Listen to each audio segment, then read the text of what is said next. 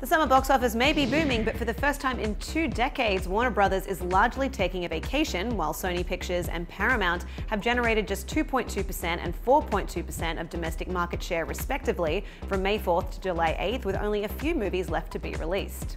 The huge shift in release strategy and competitive landscape has led to 2 studios holding down the fort, Disney and Universal.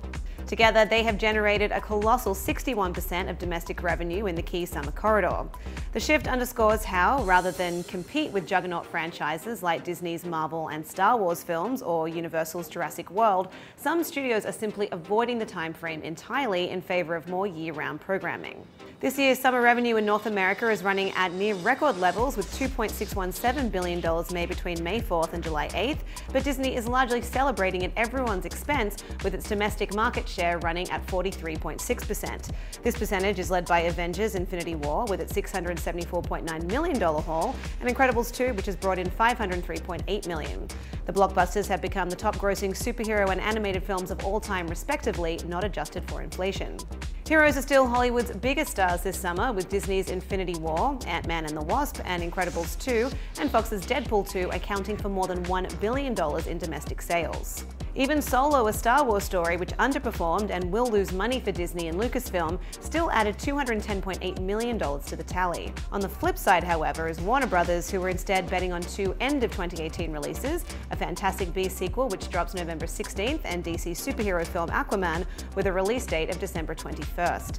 The studio is also relying this summer on mid-range titles like June's Ocean's 8, which has brought in $240 million so far. Studios have certainly proved in recent years the ability to generate summer numbers in the colder months. Black Panther opened in February and got to $1.35 billion worldwide, and Paramount took horror pick A Quiet Place to $331 million in April. But the flight from summer is now making for crowded conditions in other parts of the year. For example, Aquaman will open opposite Disney's Mary Poppins Returns, Fox's Alita Battle Angel, Sony's Holmes & Watson, and Paramount's Bumblebee, which hopes to relaunch the Transformers franchise.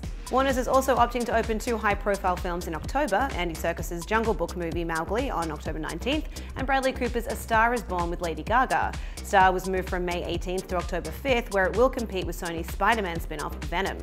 Meanwhile, the summer isn't over yet. July 12th will see Sony release Hotel Transylvania 3 Summer Vacation, which could open to nearly $50 million, and top Universal's Dwayne Johnson thriller Skyscraper. And on July 27th, Tom Cruise's Mission Impossible Fallout should get to a $55 million debut for Paramount.